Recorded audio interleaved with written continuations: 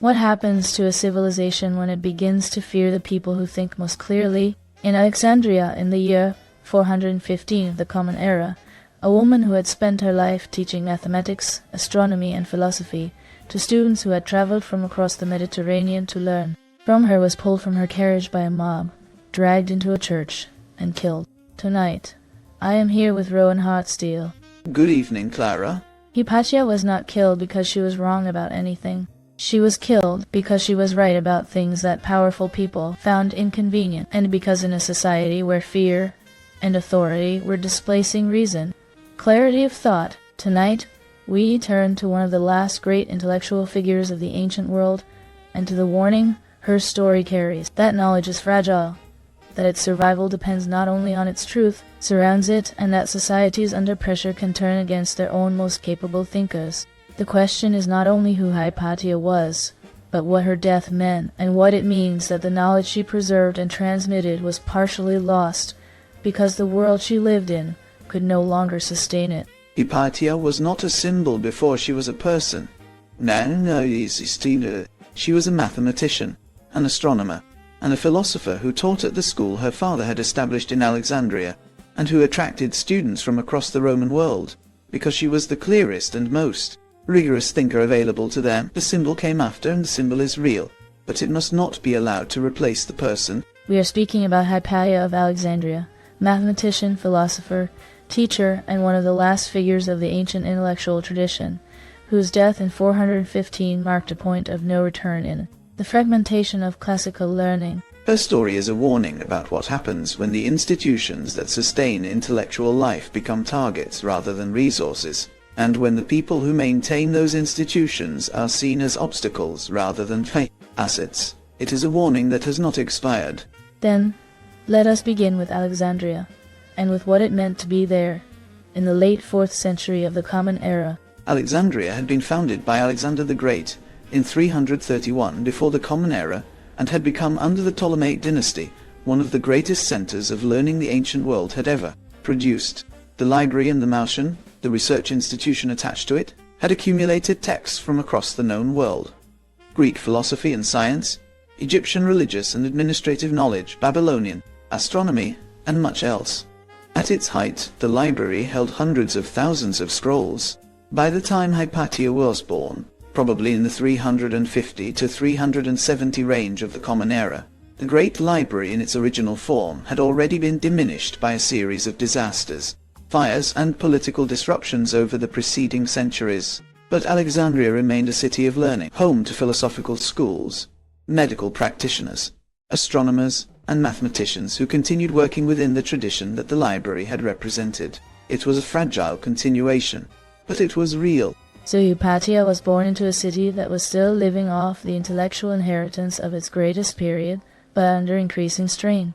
Yes, and here's the first thing we need to correct about the standard account. Hypatia is frequently presented primarily as a martyr for reason against religion, a pure symbol of the clash between pagan philosophy and Christian fanaticism. The historical picture is more complex. Her students included prominent Christians.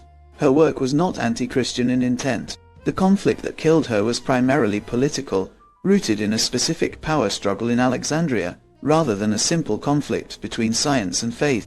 Her father, Theon of Alexandria, was himself a mathematician and astronomer of considerable standing, known for his editions of Euclid's Elements and Ptolemy's Almagest. He educated Hypatia in mathematics, astronomy, and philosophy with an intensity and seriousness that was unusual for any student of the era, and that was essentially unprecedented for a woman. She became not merely his student, but his intellectual equal, and eventually his successor.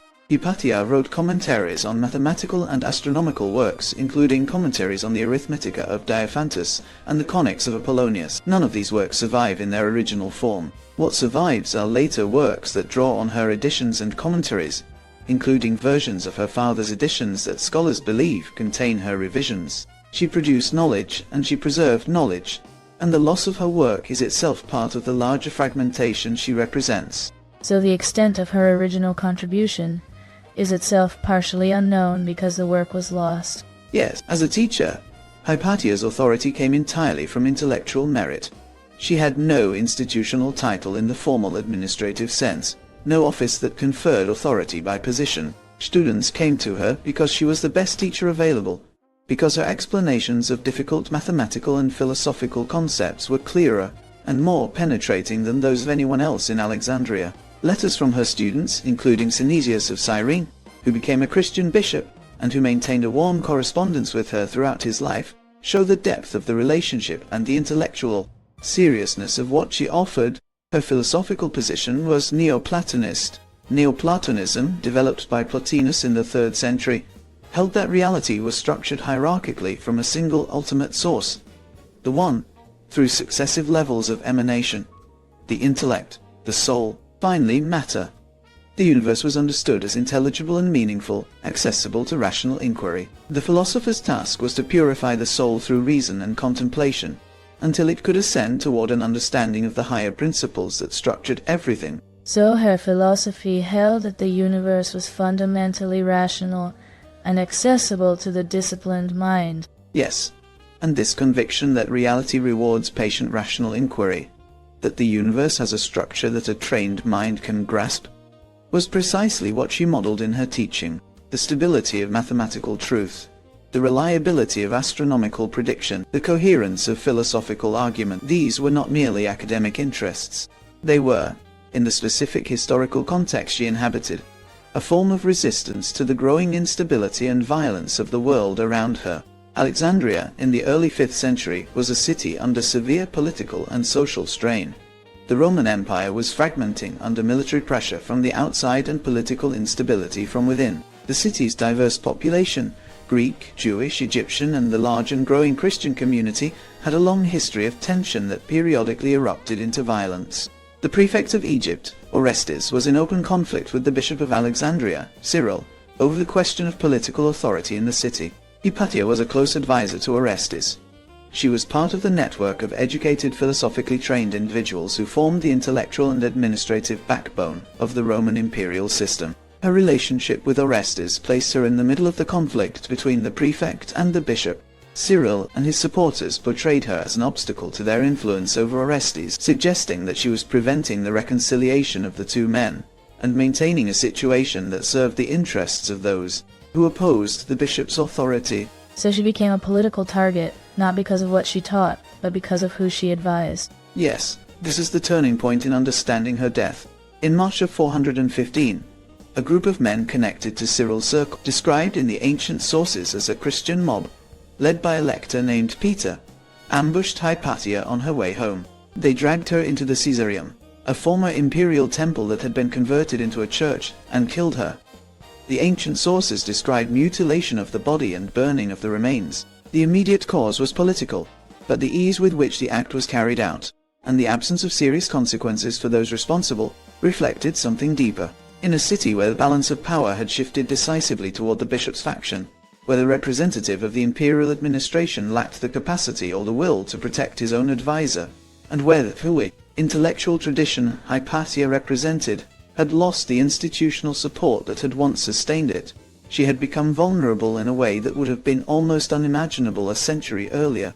The students who came to Hypatia from across the Mediterranean were not ordinary students seeking professional credentials. They were people of means and seriousness who had identified her as the best available teacher of the Neoplatonic philosophical tradition and the mathematical sciences that accompanied it. The letters of Synesius of Cyrene, written before and after he became Bishop of Ptolemy in what is now Libya, are among the most complete primary sources for Hypatia's life and work. They describe her with consistent warmth and intellectual respect, asking her advice on philosophical questions, requesting instruments, and sharing his own work for her assessment. So she was advising and corresponding with someone who would become a Christian bishop throughout her active career. Yes, and this detail complicates the simple narrative of pagan philosopher versus Christian church that has often been attached to her story. Synesius was a Christian before he became a bishop, and his commitment to Hypatia as a teacher and friend persisted throughout. The conflict that killed her was not between Christianity as such and classical philosophy as such. It was between a specific faction's pursuit of political control and an individual who, by virtue of her connections and her reputation, stood in the way of that control. The destruction of the Serapeum, the great temple complex in Alexandria that housed a significant collection of books and served as a center of pagan religious and intellectual life, had occurred in 300 and 307. 91 under Bishop Theophilus, Cyril's predecessor and uncle. The destruction of the Serapeum was a demonstration of the new balance of power in the city, in which the bishop could mobilize sufficient force to destroy a major institution without effective resistance from the yet imperial administration. Hypatia's death a generation later was in part the continuation of that trajectory. So her death was not an isolated incident, but the culmination of a decades-long erosion of the institutional framework that had protected intellectual life. Yes, and this trajectory matters for how we understand what happened. The violence was immediate and specific.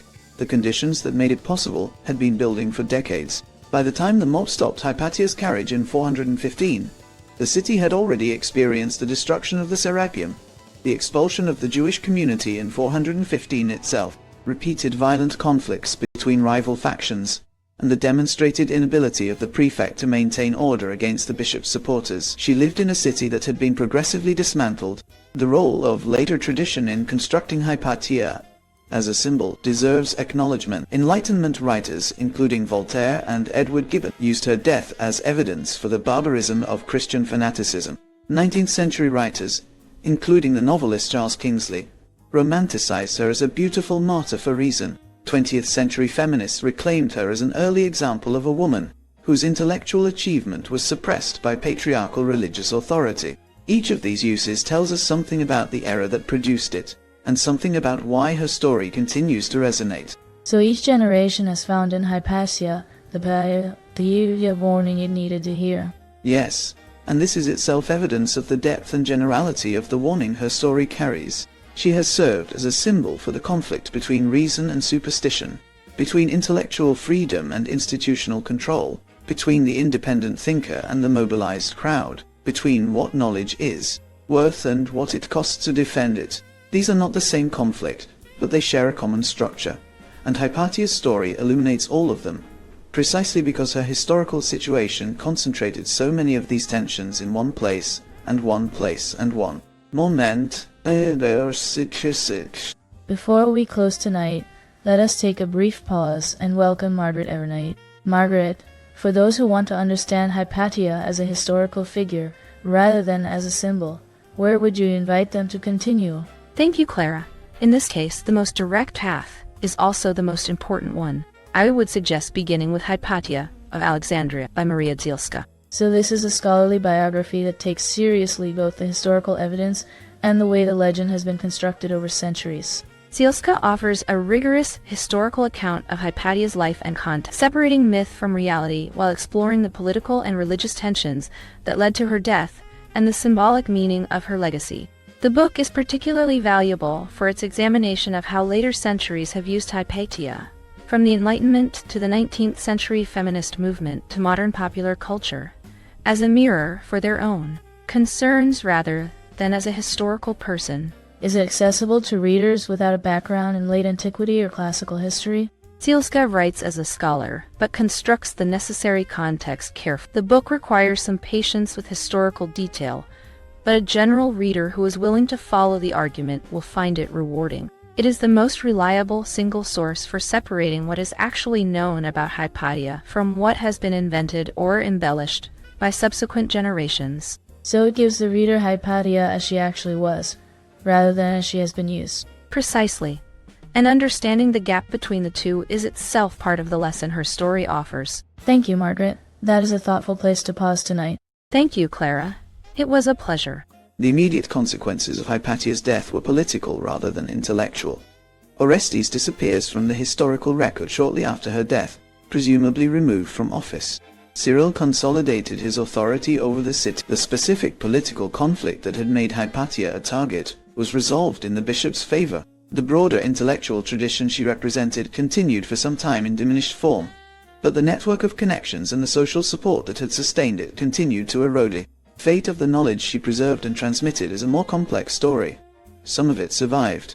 The mathematical and astronomical texts she had worked on were copied and transmitted through Byzantine scholarship and later through Islamic scholarship in the 8th and 9th centuries.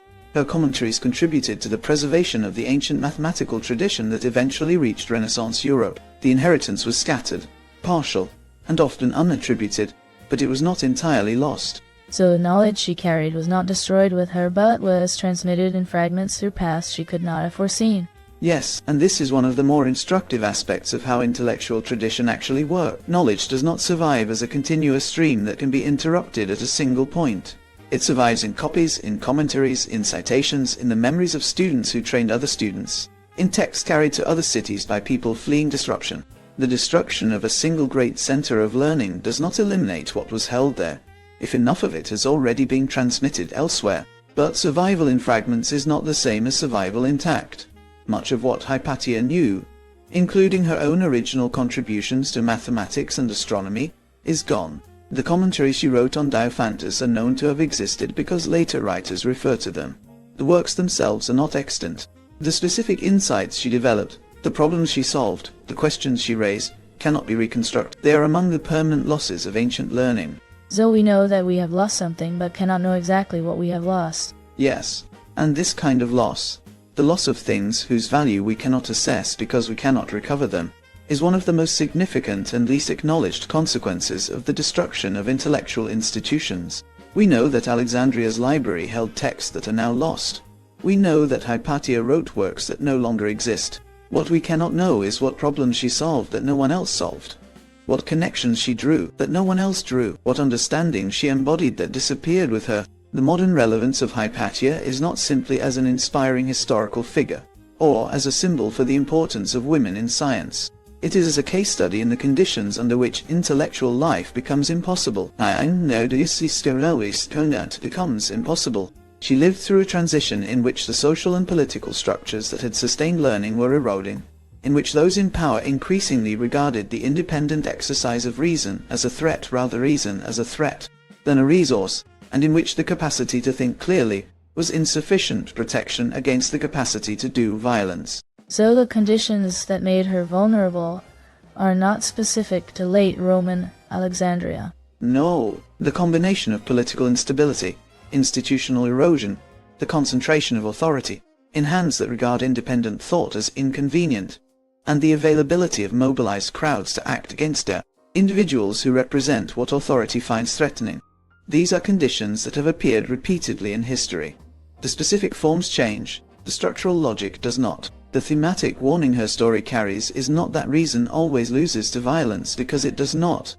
It is that reason requires conditions to survive. It requires institutions that protect it, social norms that respect it, and political arrangements that do not systematically reward those who undermine it. When those conditions erode, when the people and institutions that sustain intellectual life lose their legitimacy or their capacity to function, knowledge becomes vulnerable in ways that its own truth cannot protect it from. So the survival of knowledge depends not only on the knowledge itself, but on the social world that holds it in. Yes, and this is perhaps the most direct message Hypatia's story carries for the present. The institutions of learning, the universities, the libraries, the networks of teachers and students, the norms of free inquiry and open publication, the political protections for those who reach conclusions that powerful people dislike.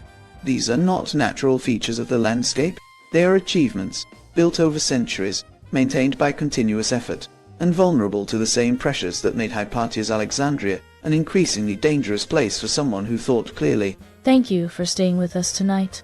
And thank you, Rowan, for guiding us through the city of learning that was already fraying, the teacher whose authority came from clarity alone, the political conflict that placed reason in the path of power, and the loss that cannot be fully measured, because we cannot recover what was lost. Hypatia reminds us that the most dangerous thing a person can do in a society that has begun to fear its own most capable thinkers is to continue thinking clearly. If this conversation stayed with you, you are welcome to like, comment, and subscribe. You will find other episodes here where history, ideas, and power are approached slowly.